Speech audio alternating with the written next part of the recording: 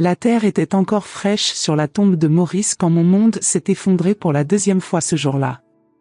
Mes doigts tremblaient encore sous le poids des roses blanches que j'avais jetées sur le cercueil. Le bruit sourd des pétales frappant le bois verni résonnait dans ma tête tandis que je marchais dans la rue Saint-Antoine, à Lyon, pour rentrer à la maison.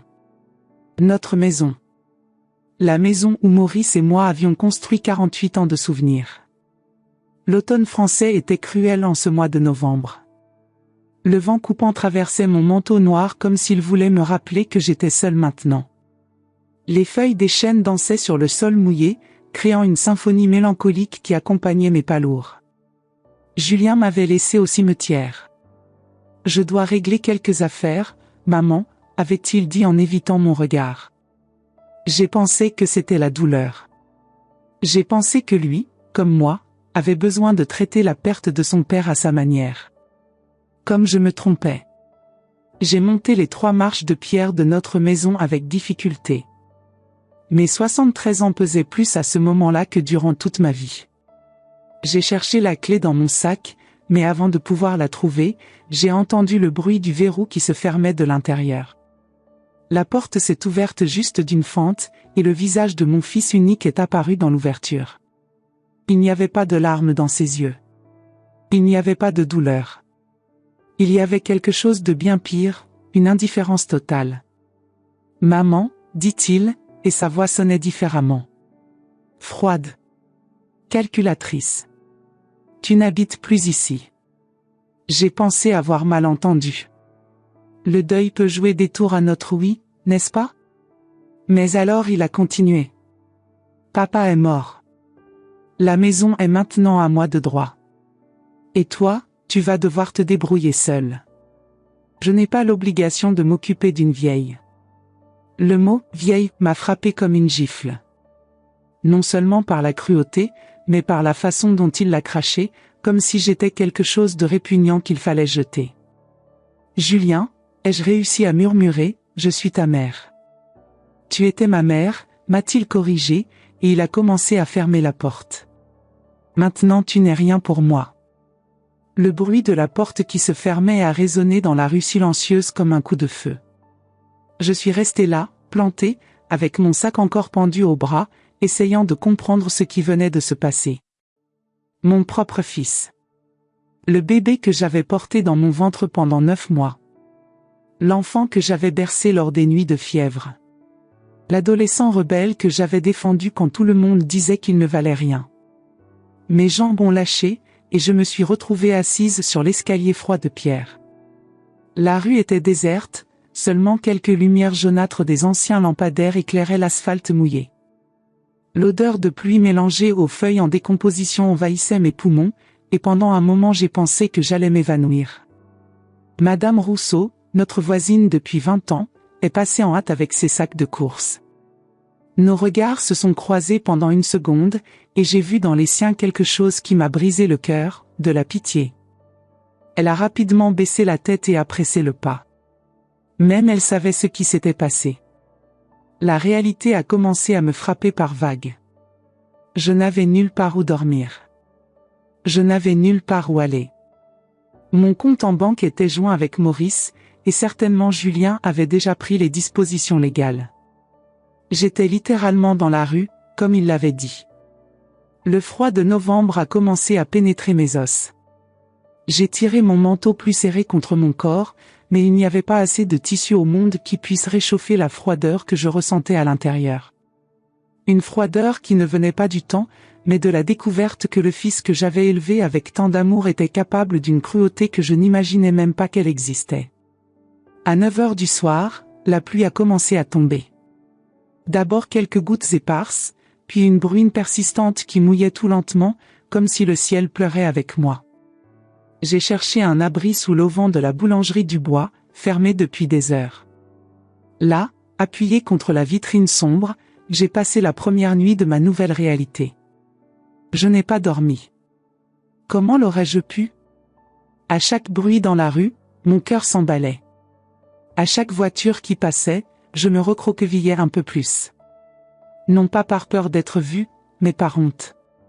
Honte d'être là, réduite à une mendiante dans la rue même où j'avais été respectée pendant des décennies.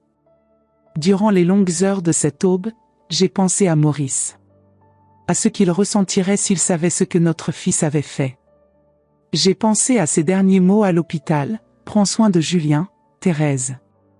C'est encore un garçon perdu. » Maurice est mort en croyant que notre fils avait un cœur. Peut-être que c'était mieux ainsi.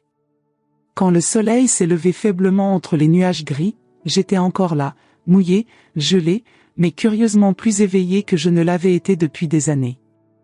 La douleur de la perte de Maurice était toujours vivante dans ma poitrine, mais maintenant elle rivalisait avec quelque chose de nouveau, une colère sourde, profonde, qui grandissait comme un feuillant dans le bois humide. Ce n'était pas seulement de la colère contre Julien. C'était de la colère contre moi-même d'avoir été si naïve. D'avoir cru que l'amour maternel suffisait pour élever un fil décent. D'avoir ignoré tous les signes au fil des années que quelque chose n'allait pas chez ce garçon. Le boulanger est arrivé à 6 heures du matin pour ouvrir la boutique. Monsieur Dubois me connaissait depuis des années, j'achetais du pain chez lui tous les matins. Quand il m'a vue là, trempée et tremblante, ses yeux se sont écarquillés. « Madame Aubry, dit-il, hésitant. Qu'est-ce que vous faites ici ?» Je n'ai pas réussi à répondre. Les mots refusaient de sortir. Comment expliquer que mon propre fils m'avait expulsé de chez moi le jour des funérailles de mon mari? Comment admettre à voix haute que j'avais échoué si misérablement comme mère, que j'avais créé un monstre? Il a dû percevoir ma situation, parce qu'il a baissé les yeux et est entré dans la boulangerie sans rien dire de plus. Quelques minutes plus tard, il est ressorti avec un pain français encore chaud et une tasse de café. « Tenez, » dit-il en posant tout à côté de moi. « Et Madame Aubry, peut-être que ce serait mieux que vous cherchiez un autre endroit. Les clients vont arriver bientôt, et... » J'ai compris. Même la compassion avait des limites quand il s'agissait d'affaires. J'ai pris le pain et le café, j'ai remercié d'un signe de tête et je me suis éloigné. Il n'y avait pas de rancune dans mon âme pour cet homme. Il avait fait plus pour moi en 5 minutes que mon propre fils en 73 ans. J'ai marché sans destination dans les rues de Lyon. La ville se réveillait lentement, et j'observais les gens sortir de leurs maisons chaudes, monter dans leurs voitures, partir pour leur travail. Des vies normales. Des vies que j'enviais pour la première fois de mon existence. Le froid matinal mordait mon visage, mais quelque chose en moi s'était endurci durant cette nuit terrible. J'avais toujours été la femme qui se pliait, qui cédait, qui faisait passer les autres avant elle. La mère dévouée, l'épouse fidèle, la voisine serviable. Mais cette femme-là venait de mourir dans cette rue froide de Lyon. À sa place naissait quelqu'un que je ne connaissais pas encore. Quelqu'un qui avait survécu à la première nuit dans la rue et qui était encore debout. Quelqu'un qui commençait à comprendre que parfois, il faut perdre tout ce qu'on a pour découvrir qui on est vraiment. J'ai regardé une dernière fois vers la maison où j'avais vécu 48 ans de bonheur avec Maurice. Les volets étaient fermés, comme si la maison elle-même refusait de me voir. Mais je ne pleurais plus. Les larmes avaient séché quelque part entre la pitié de Madame Rousseau et la bonté simple de Monsieur Dubois. Julien croyait m'avoir détruite. Il croyait que jeter sa mère de 73 ans à la rue était la fin de l'histoire. Il ne savait pas encore qu'il venait de commettre la plus grande erreur de sa vie. Il ne savait pas qu'il y a des femmes qui, quand elles n'ont plus rien à perdre, deviennent infiniment plus dangereuses que quand elles ont tout à protéger. En m'éloignant de cette maison qui n'était plus la mienne, j'ai fait une promesse silencieuse à Maurice et à moi-même. Mon fils allait découvrir que sous-estimer Thérèse Aubry était la plus grave erreur qu'il pouvait commettre. Mais vous n'imaginez pas ce que j'ai découvert en marchant dans ces rues glacées. Vous n'imaginez pas le secret que j'étais sur le point de déterrer sur mon propre fils. Un secret qui changerait non seulement ma vie, mais aussi la sienne. Parce que parfois, quand on perd tout, c'est là qu'on trouve sa vraie force. Et j'étais loin, très loin d'être juste une vieille femme sans défense dans la rue. 3 jours à vivre dans les rues t'apprennent des choses que 70 ans de vie protégée n'ont jamais enseignées. J'ai appris que le banc de la place Bellecour est le plus abrité du vent du Nord. que la soupe populaire de l'église Saint-Bonaventure est servie à 7 heures du matin et à 6 heures du soir. Qu'il existe des gens qui passent devant vous comme s'ils étaient des fantômes, et d'autres qui vous regardent comme si vous étiez le fantôme. J'ai découvert que les premières heures de la journée sont les plus difficiles, quand le froid de l'aube pénètre jusqu'aux os et que la ville commence à s'éveiller autour de votre misère. J'ai appris à reconnaître les pas de ceux qui vont donner une pièce et ceux qui vont accélérer le rythme. J'ai compris que la honte peut être plus douloureuse que la faim, mais que la colère peut être plus nourrissante que les deux. Mais c'est le 3e jour, tandis que je cherchais un abri de la pluie sous l'auvent de la banque où Maurice et moi avions notre compte, que ma vie a pris une direction que je n'aurais jamais pu imaginer. À travers la vitre de l'agence, j'ai vu une scène qui a glacé mon sang. Julien, mon fils, était assis au bureau du directeur avec un dossier de documents, en train de rire. De rire. 3 jours après m'avoir jeté à la rue, 3 jours après avoir enterré son père, il était là, décontracté, comme s'il était en train de conclure la meilleure affaire de sa vie. Je suis entré dans l'agence avec le cœur qui battait fort. Mon apparence après 3 nuits à la Belle Étoile n'était pas la meilleure, mais je connaissais encore quelques personnes là-bas. La réceptionniste, Mademoiselle Laurent, m'a salué avec un mélange de surprise et d'embarras. « Madame Aubry, murmura-t-elle, vous allez bien ? Nous avons appris la nouvelle à propos de Monsieur Maurice et... » « Je vais bien, ai-je menti. J'ai juste besoin de vérifier quelques informations sur mon compte. » C'est alors que j'ai entendu la voix de Julien qui venait du bureau du directeur. « Exactement, Monsieur Pereira.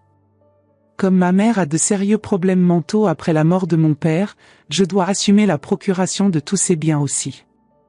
Le médecin a déjà attesté de son incapacité. Mon monde a tourné. Problèmes mentaux ? Quel médecin ?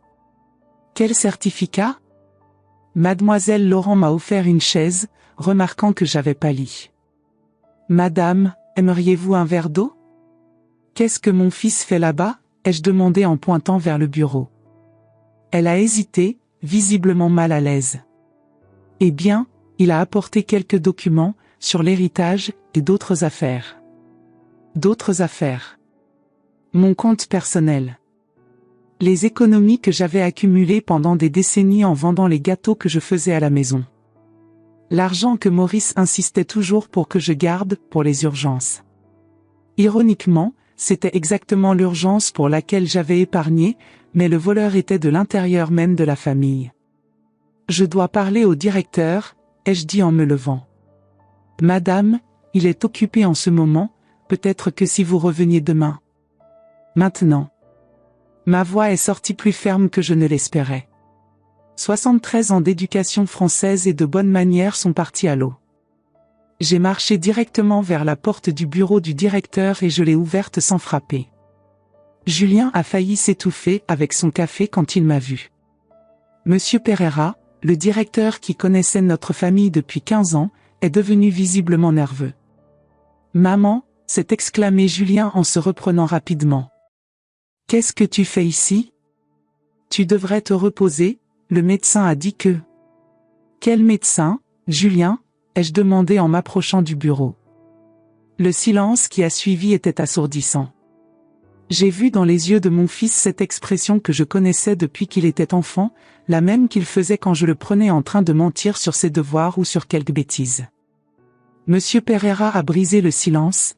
Madame Aubry, votre fils a apporté un certificat médical indiquant que vous souffrez de, démence sénile, et qu'il doit prendre le contrôle de vos finances pour vous protéger. Et où est ce certificat ? Ai-je demandé en tendant la main. Julien a rapidement tiré les papiers vers lui. Maman, tu es confuse. C'est pour ton bien. Tu ne peux plus t'occuper de ces choses toute seule. J'ai pris le document avant qu'il puisse réagir. C'était vraiment un certificat médical, daté d'il y a 2 jours, un jour après les funérailles. Signé par un docteur, Mathieu Carré, que je n'avais jamais vu de ma vie. Monsieur Pereira, ai-je dit, ma voix tremblant non de faiblesse, mais d'une colère contrôlée, quand avez-vous vu pour la dernière fois que j'agissais de manière confuse ou incapable ? Le directeur a regardé nerveusement entre moi et Julien. Eh bien, vous avez toujours semblé très lucide dans nos conversations, mais vous préférez croire la parole d'un fils qui essaie de voler sa propre mère plutôt que de faire confiance à vos propres yeux, c'est ça? Julien s'est levé brusquement. Tu fais un scandale, maman. Tu vois? C'est exactement ce que le médecin a décrit. Comportement erratique, paranoïa. La seule paranoïa ici, ai-je dit en déchirant le faux certificat médical devant eux deux, c'est la tienne de penser que je suis une vieille idiote qui ne remarquerait pas ton escroquerie. L'expression sur le visage de Julien a complètement changé. Le masque du fils inquiet est tombé, et j'ai vu pour la première fois le véritable homme que j'avais élevé. Froid, calculateur, cruel. Tu ne pourras rien prouver, dit-il tout bas, juste pour que je l'entende. Qui va croire une vieille qui vit dans la rue? J'ai déjà dit à la moitié du monde que tu as la démence. C'est à ce moment-là que j'ai compris que ce n'avait pas été une décision impulsive. Julien avait tout planifié. Probablement depuis des mois, peut-être des années. Attendant que Maurice meure pour exécuter son plan de se débarrasser de moi et de tout garder.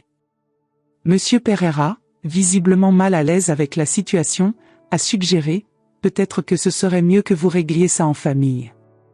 Nous ne pouvons rien traiter aujourd'hui sans être sûr de la situation légale.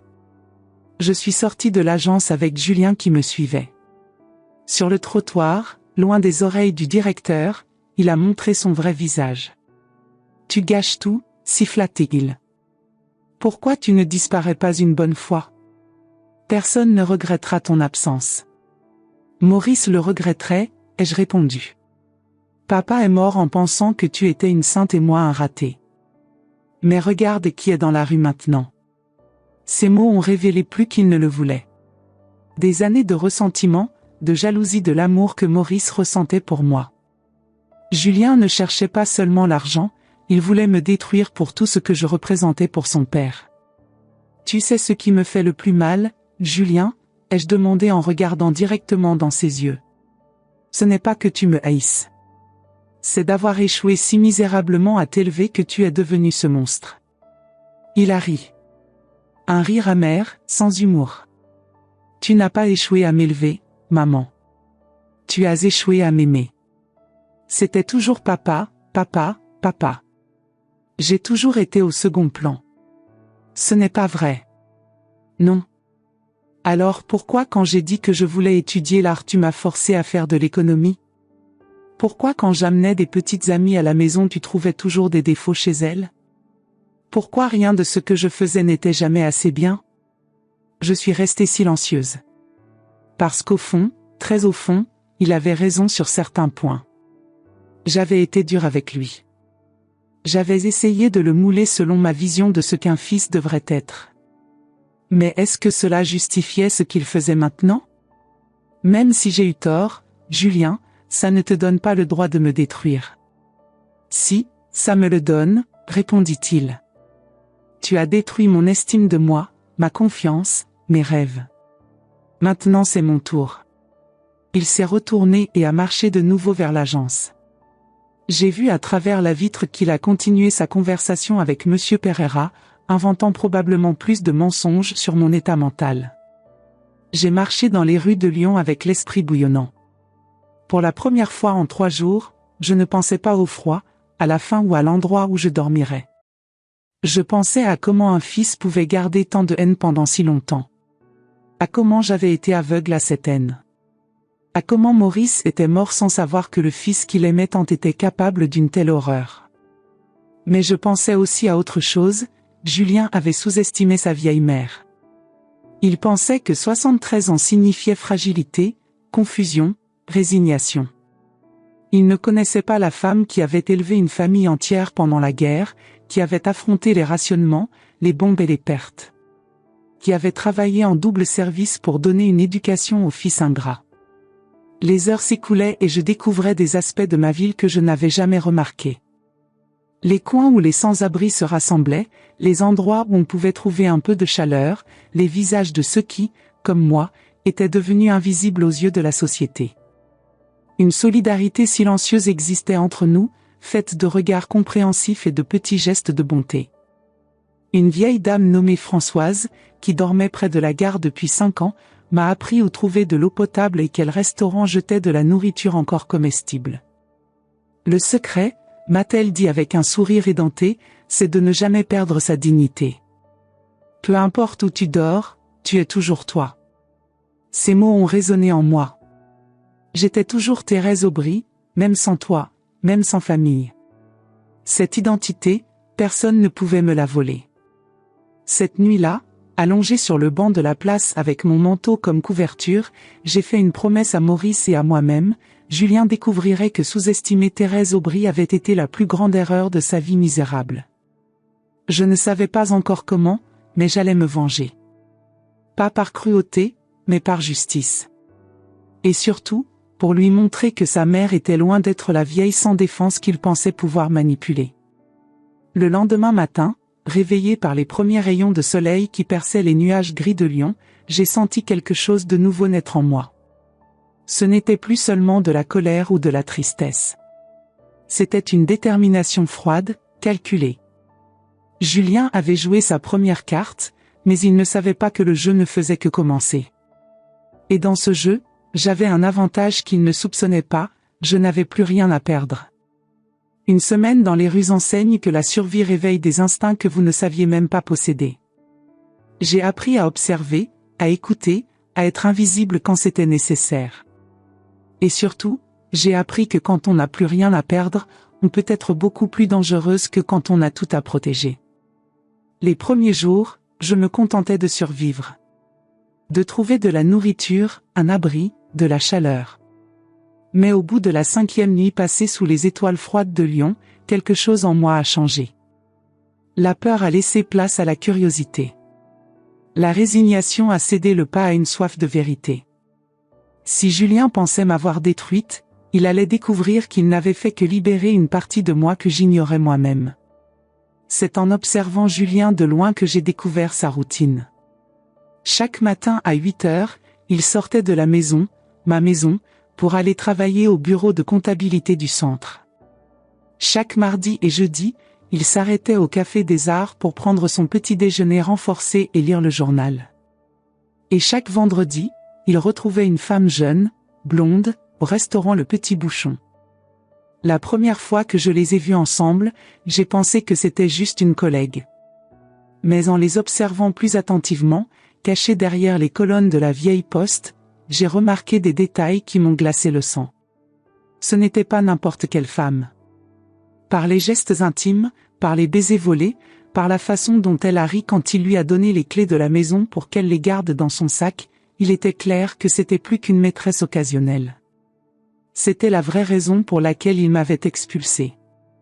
Camille Moreau.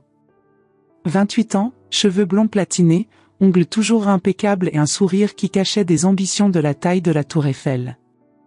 J'ai découvert son nom en les suivant jusqu'à son appartement rue de la République. Mais pendant que je les espionnais, assise sur un banc de l'autre côté de la rue, prétendant nourrir les pigeons avec les miettes de pain que j'avais gardées, j'ai découvert bien plus que cela.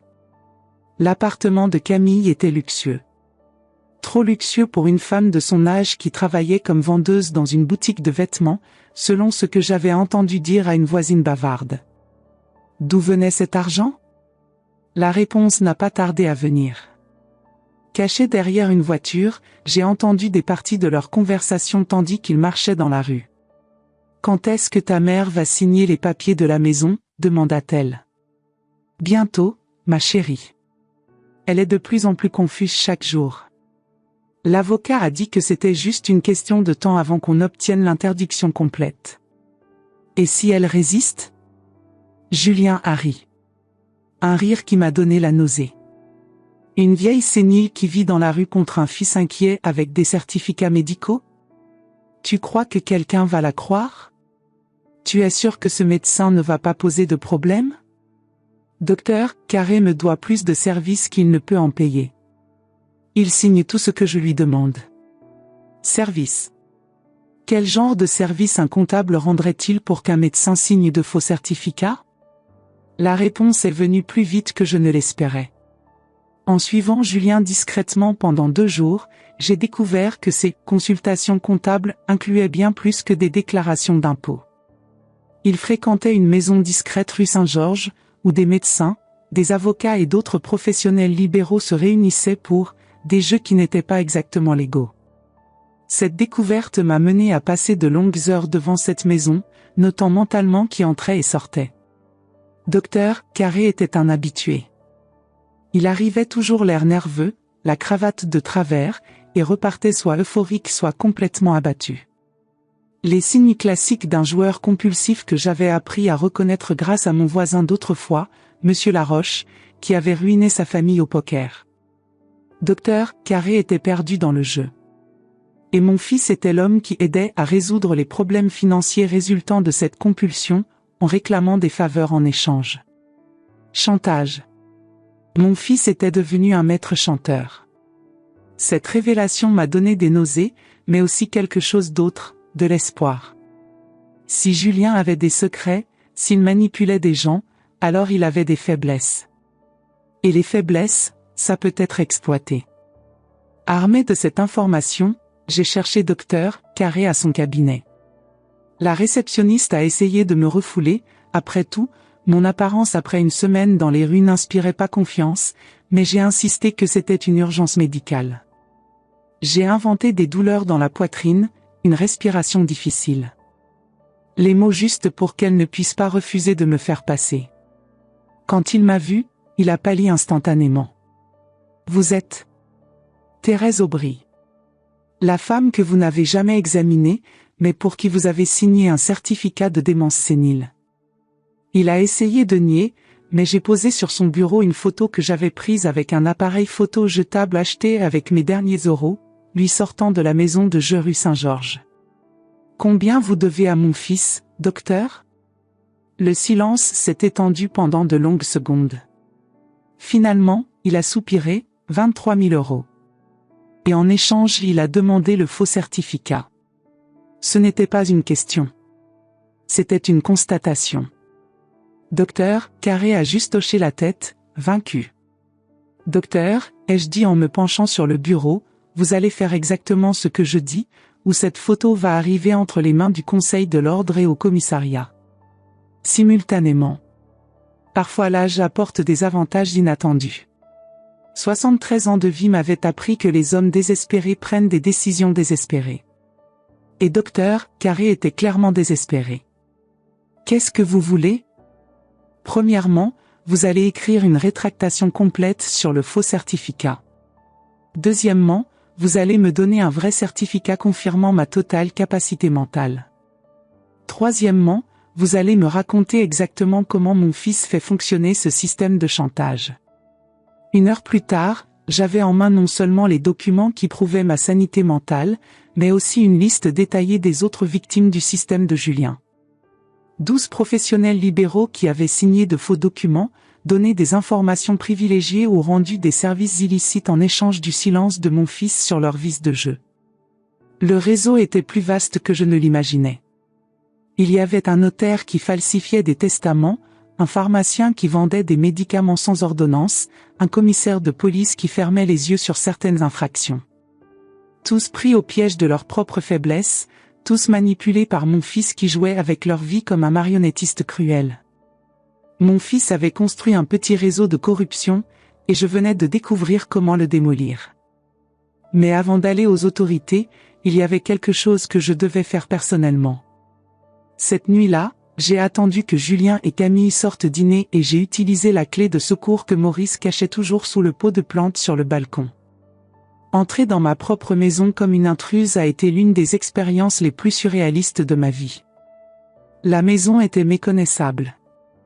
Les meubles que Maurice et moi avions achetés au fil des décennies étaient entassés au sous-sol.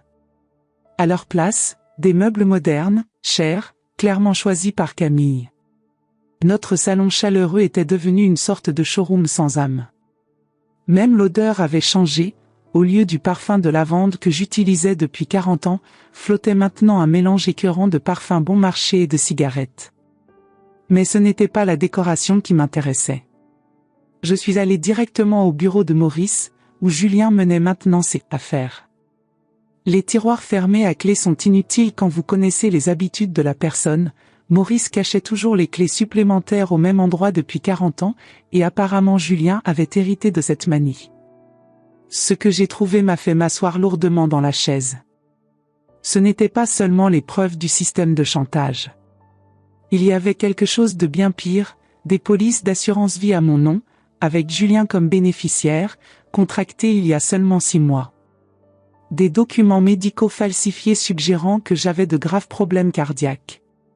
Et plus effrayant encore, des recherches sur Internet sur « mort naturelle chez les personnes âgées » et « comment simuler des accidents domestiques ».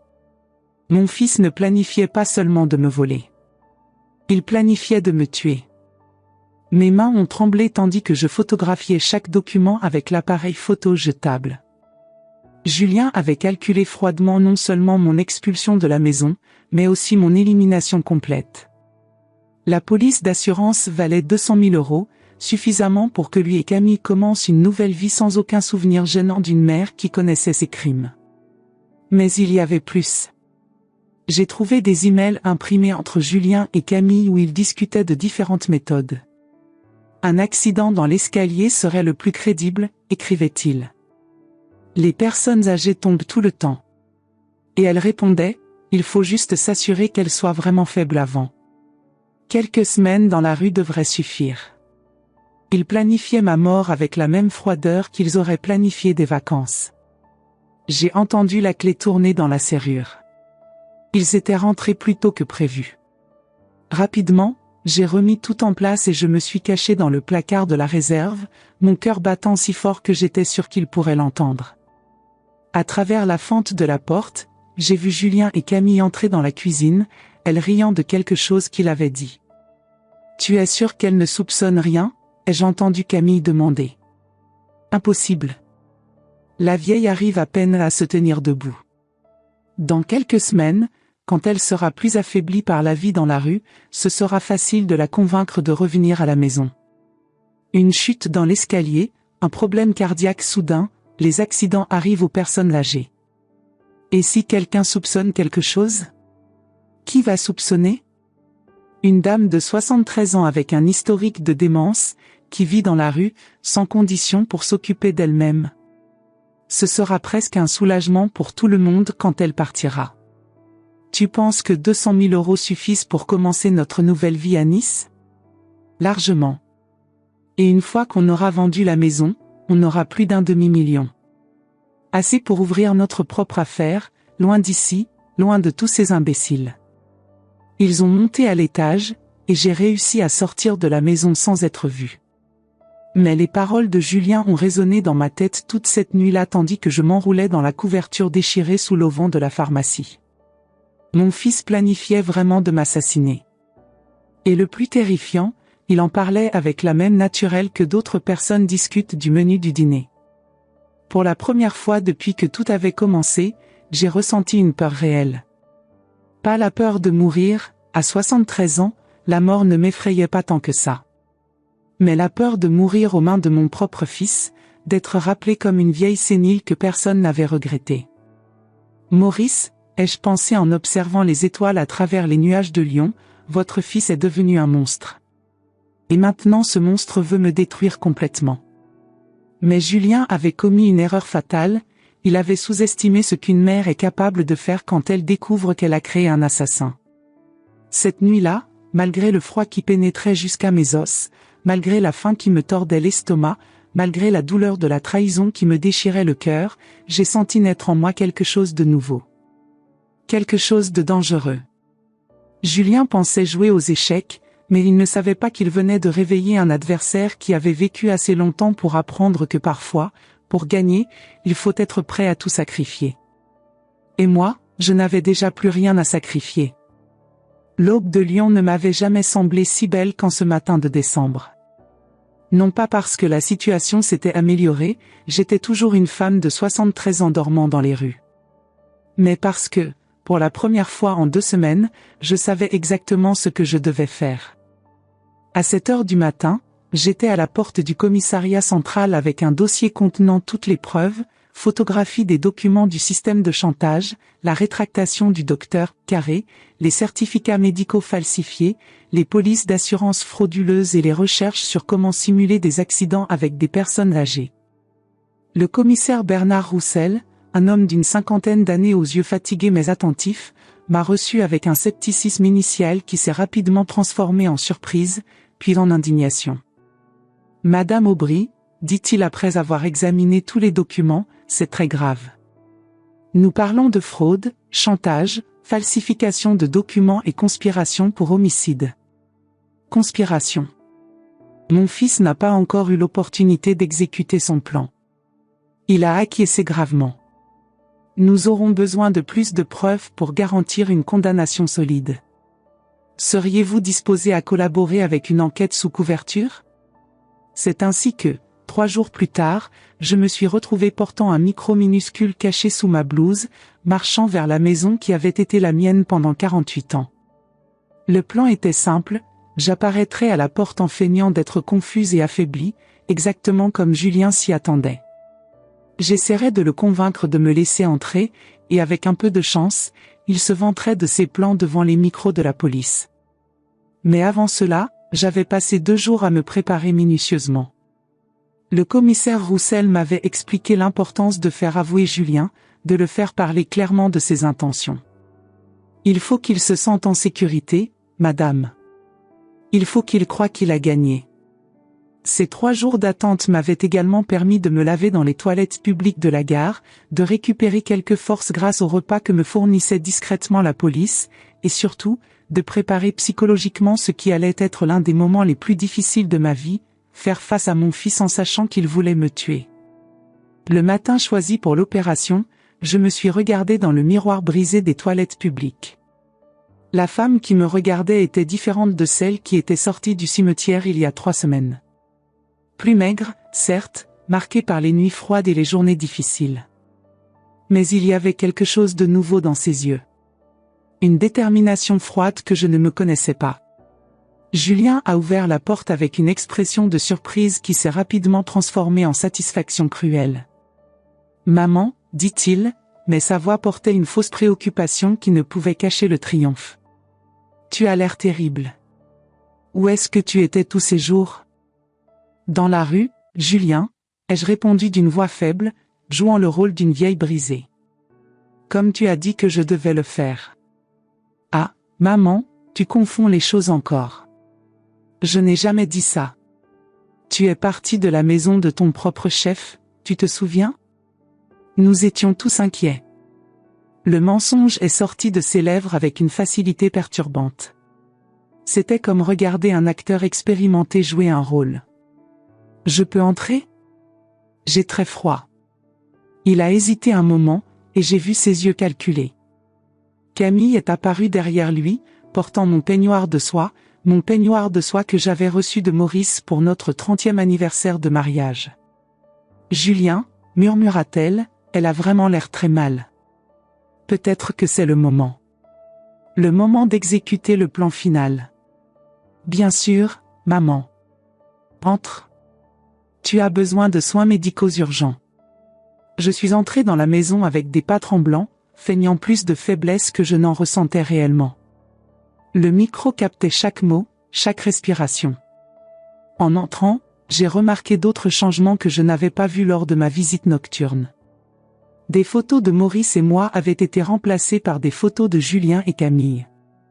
Notre vieux canapé en velours, où Maurice et moi avions passé tant de soirées, avait été recouvert d'un tissu moderne qui cachait complètement son caractère chaleureux. « Je vais te préparer un thé », dit Camille avec une douceur fausse qui m'a donné des frissons. Pendant qu'elle allait à la cuisine, Julien m'a aidé à m'asseoir dans le fauteuil qui était autrefois à Maurice. Ses mains étaient froides, et quand il m'a touché, j'ai senti un frisson qui n'avait rien à voir avec le froid de décembre. « Maman », dit-il en s'agenouillant à côté de moi, « tu ne peux pas continuer comme ça. Tu vois comme tu es devenue confuse ? Sortir de la maison toute seule, te perdre dans les rues. Je ne me suis pas perdue, Julien. Tu m'as expulsée. Non, maman. C'est dans ta tête. Tu es très malade. Tu as besoin d'être professionnel. Camille est revenue avec le thé. Une tasse de la bonne porcelaine, la même que j'utilisais pour les visites spéciales. Elle me l'a offerte avec un sourire qui n'atteignait pas ses yeux. Tenez, madame. Ça va vous aider à vous sentir mieux. J'ai pris la tasse, mais je n'ai pas bu. Quelque chose dans le comportement des deux m'alertait. La façon dont ils se regardaient quand ils pensaient que je ne voyais pas. La manière dont Julien s'était positionné entre moi et la porte. En fait, dit-il, j'ai déjà appelé le docteur Carré. Il vient ici aujourd'hui pour t'examiner. Il a dit que tu devais être interné immédiatement. Interné où? Dans un endroit où tu recevras les soins appropriés. Tu ne peux plus t'occuper de toi-même, maman. La pièce du puzzle s'est mise en place dans mon esprit. Ils n'allaient pas me tuer directement. Ils allaient m'interner dans quelques cliniques psychiatriques, me droguer jusqu'à ce que je devienne vraiment confuse, et alors, un accident serait beaucoup plus facile à expliquer. Bois le thé, maman. Ça va t'aider à te détendre. J'ai fait semblant de porter la tasse à mes lèvres, mais je n'ai rien avalé. Le liquide avait un goût amer étrange qui confirmait mes soupçons. Julien, ai-je dit en feignant que les mots devenaient pâteux, pourquoi tu fais ça avec moi? Pour un moment, son masque est tombé. J'ai vu dans ses yeux toute la haine accumulée au fil des années. Parce que je peux enfin, répondit-il. 47 ans à entendre comment je devrais être plus comme toi. Plus responsable, plus dévoué, plus semblable à ce que papa voulait. Eh bien, maintenant papa est parti, et c'est mon tour de choisir. Je t'ai toujours aimé, Julien. Mensonge. Sa voix s'est élevée. Tu m'as toléré. J'ai toujours été le fils que tu devais supporter, jamais le fils que tu voulais. Ce n'est pas vrai. Non. Alors pourquoi quand j'ai dit que je voulais être artiste tu m'as obligé à étudier la comptabilité? Pourquoi quand j'amenais des projets de peinture tu disais que c'était une perte de temps? Pourquoi jamais, pas une seule fois, tu n'as dit que tu étais fier de moi? Ces mots m'ont frappé comme des poignards. Parce qu'il y avait de la vérité en eux. J'avais vraiment été trop dur avec lui. J'avais essayé de le mouler selon ma vision limitée de ce qu'un homme devrait être. Mais pendant qu'il parlait, une partie de moi observait froidement la scène. Je remarquais comment il manipulait la conversation, comment il essayait de justifier l'injustifiable. C'était un masterclass de manipulation psychologique, et j'avais été aveugle à cela pendant des décennies. Mais ça ne justifie pas ce que tu fais maintenant. Si, ça justifie, dit-il. Sa voix était redevenue froide. Tu as détruit mes rêves, maintenant je te détruis. Camille, qui était restée silencieuse, a finalement parlé. Julien, elle doit boire plus de thé. Le médecin va bientôt arriver. C'est alors que j'ai réalisé que ma mise en scène avait duré assez longtemps. À travers la fenêtre, j'ai vu les voitures de police se positionner discrètement dans la rue. Mais avant de révéler mon jeu, je voulais savoir jusqu'où Julien était prêt à aller. Tu sais, Julien, ai-je dit, ma voix commençant à revenir à la normale mais suffisamment lentement pour ne pas éveiller les soupçons, pendant ces jours dans la rue, j'ai eu beaucoup de temps pour réfléchir. Réfléchir à quoi? Il semblait curieux malgré lui. À nos erreurs. Aux miennes et aux tiennes. Tu as raison sur certaines choses. Je n'ai pas été la mère parfaite. J'ai commis des erreurs. J'ai été trop dur parfois. Il a semblé surpris par mon changement de ton. Mais j'ai aussi réfléchi à autre chose. À combien l'argent peut changer les gens? 200 000 €, c'est ça, la valeur de ma vie? Le visage de Julien a pâli. De quoi tu parles? Des polices d'assurance que tu as contractées à mon nom. Des recherches sur comment simuler des accidents avec des personnes âgées. Du système de chantage avec le docteur Carré et les autres. Son expression a complètement changé. Comment tu sais ça? Parce que je ne suis pas la vieille sénile que tu as imaginé que j'étais. Je me suis levé du fauteuil avec plus d'agilité que je n'en avais montré depuis que j'étais entré. Camille a laissé tomber le plateau du thé. Et parce que depuis 2 semaines la police t'enquête. La porte d'entrée s'est ouverte, et le commissaire Roussel est entré accompagné de 4 policiers. Julien Aubry, dit le commissaire, vous êtes en état d'arrestation pour fraude, chantage, falsification de documents et conspiration pour homicide. Julien a essayé de courir, mais les policiers ont été plus rapides. Camille a commencé à pleurer, prétendant qu'elle ne savait rien, qu'elle était innocente. Les enregistrements disent le contraire, mademoiselle Moreau, dit le commissaire. Vous êtes également en état d'arrestation comme complice. Pendant qu'il mettait les menottes à mon fils, il m'a regardé avec une haine si pure qu'elle m'a fait trembler. Tu vas payer pour ça, cria-t-il. Je suis ton fils. Ton propre fils. Non, ai-je répondu, surprise par la fermeté de ma propre voix. Mon fils est mort le jour où il a décidé de m'assassiner. Tu n'es qu'un étranger qui partage mon sang par hasard. Ce furent les dernières paroles que j'échangeai avec Julien. Le procès a eu lieu 3 mois plus tard. J'ai témoigné pendant 4 heures, racontant non seulement les crimes de Julien, mais aussi l'histoire de notre relation, les erreurs que j'avais commises en tant que mère, et comment cela ne justifiait en rien ce qu'il avait planifié de me faire. Le juge, une femme d'une 60aine d'années avec des yeux compatissants mais fermes, a écouté tout avec attention. Quand ce fut le tour de Julien de parler, il a essayé de me blâmer pour tout, de peindre un portrait de lui comme victime d'une mère tyrannique. Mais les preuves parlaient d'elles-mêmes.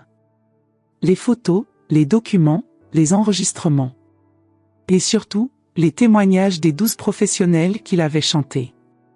Tous ont reconnu leurs faiblesses, mais ont aussi décrit la façon cruelle dont Julien exploitait leurs problèmes. Julien a été condamné à 15 ans de prison. Camille a pris 5 ans comme complice. Dr Carré a perdu le droit d'exercer la médecine et a pris 3 ans de prison. Les 11 autres professionnels impliqués dans le système ont reçu des peines plus légères en échange de leur coopération avec la justice. La maison m'est revenue, ainsi que tous les comptes bancaires que Julien avait essayé de voler. J'ai découvert qu'il avait dépensé presque la moitié de nos économies en jeux et en luxe pour Camille, mais il restait encore suffisamment pour que je vive dignement pendant les années qui me restaient. Mais ce qui m'a le plus surprise, c'est de découvrir quelque chose sur moi-même que je ne savais pas que j'avais, la force. Une force qui était restée endormie pendant des décennies de vie domestique et qui ne s'était réveillée que quand j'avais été mise au pied du mur. Les mois qui ont suivi ont été de reconstruction. Pas seulement de ma maison, mais de moi-même. J'ai changé la décoration, gardant les souvenirs de Maurice mais éliminant toute trace du passage de Julien et Camille. J'ai donné une grande partie de ses affaires à des associations caritatives, gardant seulement quelques photos de quand il était enfant, quand il y avait encore de l'innocence dans ses yeux. J'ai aussi commencé à voir une psychologue, Dr Martine Rousseau, une femme sage qui m'a aidé à comprendre ma part de responsabilité dans ce qui était arrivé, sans pour autant excuser les crimes de Julien. L'amour imparfait ne justifie pas le mal absolu, m'a-t-elle dit un jour. Ces mots sont restés avec moi. Aujourd'hui, 6 mois après tout cela, quand je marche dans les rues de Lyon, certaines personnes me regardent encore avec pitié, la pauvre dame qui a été trahie par son propre fils. Mais d'autres me regardent avec respect. L'histoire de la veuve de 73 ans qui a démantelé un réseau de corruption est devenue légendaire dans la ville. Les journaux locaux ont écrit des articles sur moi. La mamie qui a vaincu le crime, titrait Le Progrès de Lyon. Cela m'a fait rire. Mamie. Si seulement il savait que cette mamie avait passé 2 semaines dans les rues, espionnant son propre fils et montant un piège qui l'enverrait en prison. J'ai appris que la vraie tragédie n'était pas de découvrir que mon fils était un monstre. C'était de découvrir que j'avais peut-être contribué à créer ce monstre. Mais j'ai aussi appris que reconnaître nos erreurs ne signifie pas accepter d'être détruite par elles. Maurice, où que tu sois, j'espère que tu comprends que j'ai dû faire ça. Pas par vengeance, mais par justice. Et surtout, pour me prouver à moi-même que même à 73 ans, même après avoir tout perdu, je suis encore Thérèse Aubry, une femme qui ne se laisse pas briser facilement. Julien voulait que je meure comme une vieille sénile et oubliée. À la place, je suis renée comme une femme qui a découvert que l'âge peut être une arme quand il est utilisé avec sagesse. Et tous les soirs, quand je me couche dans le lit chaud de ma maison récupérée, je remercie ces 2 semaines dans les rues glacées de Lyon. Elles m'ont appris qui je suis vraiment quand tout m'est enlevé. Je suis une survivante. Et les survivantes n'abandonnent jamais. Parfois, quand le vent de Lyon frappe la fenêtre de mon salon, j'entends encore des échos de ces 2 semaines dans les rues. Pas avec nostalgie, je ne regretterai jamais le froid, la faim, la peur. Mais avec gratitude. Parce qu'il a fallu que je perde tout pour découvrir qui j'étais vraiment sous des décennies de rôles sociaux, épouse dévouée, mère zélée, voisine cordiale. Sous tout cela, il y avait une battante. Une femme qui avait survécu au bombardement de la Seconde Guerre mondiale en étant juste une enfant, qui avait élevé un fils pratiquement seul pendant que Maurice travaillait en double équipe à l'usine, qui avait affronté la mort de son mari avec dignité. Cette femme était là tout le temps. Elle avait juste besoin qu'on lui rappelle sa propre force. Aujourd'hui, quand de jeunes mères m'arrêtent dans la rue pour me demander des conseils sur des enfants difficiles, je dis toujours la même chose, aimez-les inconditionnellement, mais n'oubliez jamais de vous aimer vous-même aussi. Parce qu'un jour ils peuvent partir, et vous devez savoir qui vous êtes quand vous restez seul. Julien m'a appris que l'amour maternel, aussi profond soit-il, n'est pas toujours réciproque. Mais il m'a aussi appris que la dignité ne peut pas être volée, seulement donnée. Et je ne donnerai plus jamais la mienne à personne. À 73 ans, j'ai découvert que la vie peut recommencer autant de fois que nécessaire. Il suffit d'avoir le courage de se relever une fois de plus. Et moi, je me relève toujours. Si vous êtes arrivé jusqu'ici, c'est que mon histoire a touché quelque chose de profond dans votre âme. Je sais que beaucoup d'entre vous ont vu leur propre reflet dans les mots que j'ai partagés, ont reconnu la douleur de celui qui a consacré toute une vie à ses enfants pour découvrir que l'amour n'est pas toujours rendu de la façon dont nous l'espérions. Peut-être avez-vous aussi affronté l'ingratitude déguisée en indifférence. Peut-être avez-vous senti le poids de réaliser que, petit à petit, vous êtes devenu invisible pour ceux que vous aimiez le plus. Ou peut-être portez-vous les cicatrices de trahison familiale qui font encore mal quand personne ne regarde. Pendant ces nuits glacées dans la rue, j'ai pensé que j'étais arrivé à la fin. Qu'à 73 ans, il n'y avait plus rien pour moi que d'accepter l'humiliation et disparaître en silence. Combien de fois vous êtes-vous senti ainsi ? Combien de fois avez-vous pensé que votre histoire était terminée alors qu'en réalité, vous ne faisiez que commencer un nouveau chapitre ? Mais je veux que vous sachiez une chose, mon histoire ne se termine pas dans la tragédie, et la vôtre n'a pas besoin de se terminer ainsi non plus. À 73 ans, j'ai découvert que je possédais une force que je ne connaissais même pas. Une force qui était endormie sous des décennies de sacrifices silencieux, attendant le bon moment pour se réveiller. Vous reconnaissez-vous dans un moment de ce voyage ? Vous êtes-vous déjà demandé si vous auriez eu le courage de faire ce que j'ai fait ? Avez-vous déjà senti que vous aviez atteint vos limites et ne saviez plus comment réagir ? Racontez-moi dans les commentaires. Votre expérience peut être le réconfort dont une autre personne a besoin pour trouver sa propre force. Chaque commentaire que je reçois me rappelle que nous ne sommes pas seuls dans cette marche. Il y a une fraternité silencieuse entre ceux qui ont déjà passé les épreuves les plus dures de la vie. Vous êtes ma preuve vivante que la résistance n'a pas d'âge, que la dignité n'a pas de date d'expiration. Peut-être pensez-vous qu'il est trop tard, que l'âge nous rend trop fragiles pour lutter. J'ai pensé cela aussi, jusqu'à découvrir que la maturité peut être notre plus grand allié. Que chaque ride raconte une histoire de résistance, chaque cheveu blanc est une médaille de survie. La solitude que j'ai ressentie pendant ces nuits glacées de Lyon m'a appris que, parfois, nous devons nous perdre complètement pour nous retrouver vraiment. Et aujourd'hui, quand je me regarde dans le miroir, je vois non seulement une survivante, mais une femme qui a refusé d'être brisée. Il y a des moments où je ressens encore la froideur de ces pierres où j'ai dormi, non pas comme un souvenir douloureux, mais comme un rappel que j'ai survécu à ce qui semblait impossible. Si vous traversez quelque chose de similaire maintenant, sachez que cette phase passera aussi. La tempête cède toujours la place au soleil. Si cette histoire a réveillé des souvenirs, des réflexions ou vous a simplement fait sentir que vous n'êtes pas seul dans ce voyage de la vie, s'il vous plaît, laissez votre commentaire. Partagez un morceau de votre histoire. Parfois, c'est justement quand nous nous ouvrons que nous trouvons la guérison que nous cherchions. Et si vous croyez que d'autres personnes ont besoin d'entendre ce message de force et de recommencement, abonnez-vous à cette chaîne. Ensemble, nous pouvons montrer au monde que l'âge ne nous définit pas, mais plutôt le courage que nous portons dans notre cœur. Parce qu'au final, nous sommes tous plus forts que nous l'imaginons. Nous avons juste besoin de courage pour le découvrir.